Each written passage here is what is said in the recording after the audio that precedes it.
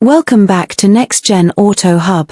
The year 1936 marked a bold new chapter in Buick's long and distinguished history.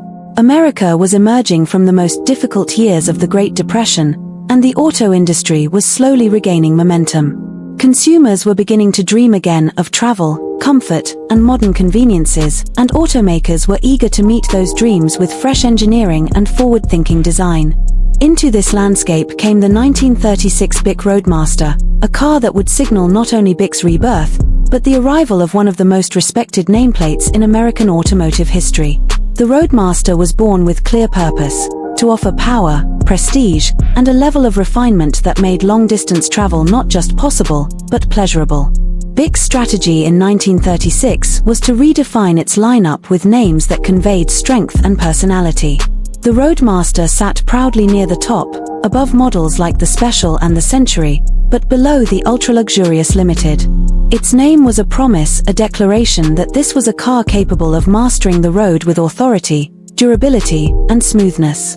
While other manufacturers were still struggling to regain their footing, Buick leaned into innovation, making sweeping improvements in both engineering and styling. The Roadmaster stood as a testament to that vision. At the heart of the 1936 Roadmaster was its most remarkable feature, the 320 cubic inch Fireball straight-8 engine. This power plant became a hallmark of Buick engineering for years to come. Delivering strong horsepower and impressive torque, it offered a level of smooth performance that set Buick apart from many contemporaries. The long crankshaft and carefully balanced internals allowed the engine to run with a fluid grace unmatched by many V8 competitors of the time. Drivers praised the Roadmaster for acceleration that was confident without being harsh, and for highway cruising that felt almost effortless. In a decade when road conditions varied wildly, that kind of performance was invaluable. Stylistically, the 1936 Roadmaster embraced the design trends of the late 1930s, most notably, the shift toward streamlined, aerodynamic shapes influenced by the Art Deco movement. The sweeping fenders, more rounded hood, and gracefully sloped lines gave the car a sense of motion even while parked. Its tall, distinguished chrome grille served as an unmistakable focal point, projecting dignity and presence. Buick designers succeeded in giving the Roadmaster an appearance that was both elegant and modern, balancing luxury with a robust, almost athletic look. It was a car meant to be noticed, but not in a boastful way. It commanded respect through proportion, craftsmanship, and quiet confidence. Inside, the Roadmaster offered an interior experience that elevated expectations for mid-priced luxury cars. Buick outfitted the cabin with high-quality fabrics, durable yet refined trim materials, and a dashboard layout focused on clarity and convenience. Instrumentation was neatly arranged, with gauges that were easy to read at a glance, an important consideration for long-distance driving. Passengers enjoyed generous legroom, comfortable seating, and improved insulation that reduced wind and road noise.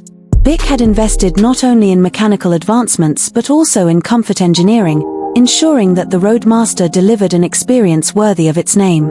Technological innovation extended beyond the drivetrain and cabin. The 1936 model year introduced hydraulic brakes across the Buick lineup, significantly improving stopping power and safety compared with earlier mechanical systems.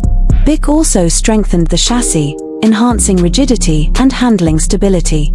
These improvements mattered enormously, especially as Americans ventured farther from cities onto rural and emerging highway networks. The Roadmaster wasn't just a luxury car, it was a reliable travel companion built to handle the demands of the changing American landscape. Culturally, the Roadmaster arrived at a meaningful moment. As the nation cautiously moved toward recovery, the desire for dependable, well-built, aspirational products grew stronger. For many families and professionals, the Roadmaster became a symbol of regained stability and progress. Its marketing emphasized optimism, adventure, and the joy of rediscovering the open road, messages that resonated deeply with a public eager to move forward. In this sense, the Roadmaster became more than metal and engineering, it became part of the emotional fabric of pre-war America. Today, the 1936 Buick Roadmaster holds a prominent place among classic car collectors and historians. As the first model to carry the Roadmaster name, it represents the beginning of a lineage that would span decades and define a major part of Buick's identity. Restored examples highlight the craftsmanship of an era when cars were built with pride and durability. Enthusiasts admire its smooth straight-eight performance, its dignified styling, and its role in shaping the golden age of American motoring. The 1936 Roadmaster stands as a remarkable achievement, a car that blended power, elegance, engineering innovation, and cultural significance. It marked the moment Bic found its stride and set the tone for generations to come. Even today, its legacy continues to resonate, reminding us of a time when mastering the road meant embracing progress with confidence, style, and determination. Thanks for watching Next Gen Auto Hub, and as always, stay curious, stay inspired, and keep driving toward the future.